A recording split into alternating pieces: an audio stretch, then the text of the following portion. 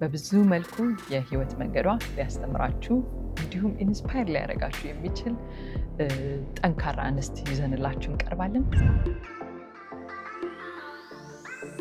ለመጀመሪያ ጊዜ የሆነ አዋርድ እንዳሸነፈች ስትሰማ የተሰማት ስሜት ምን ነበር? አዋርዱ ቃው ሶ ኩል ምናምን እያሉ ሲያወሩ በቃ የሆነ አንቺ ለነሱ ኢንተረስቲንግ ነገር ነሻል።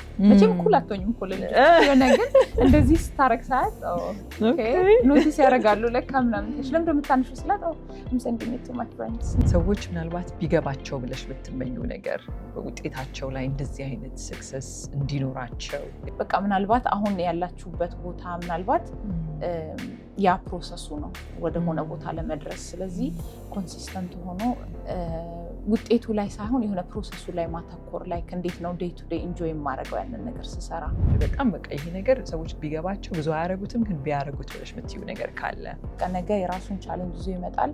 የራሱ ነገሮች አሉት ነገር ዛሬን ግን ዛሬ ነው ሁሉ ነገር። ዚነት ከማል የልጆች እናት ሚስት ስትሆን ብዙ ውጤታማ የሆነችባቸውን ነገሮች እያንዳንዳቸውን አንስተን ከህይወት ልምዷ የምንዳስስ ይሆናል። አርብ በጀሚሾ ይጠብቁን። እናመሰግናለን።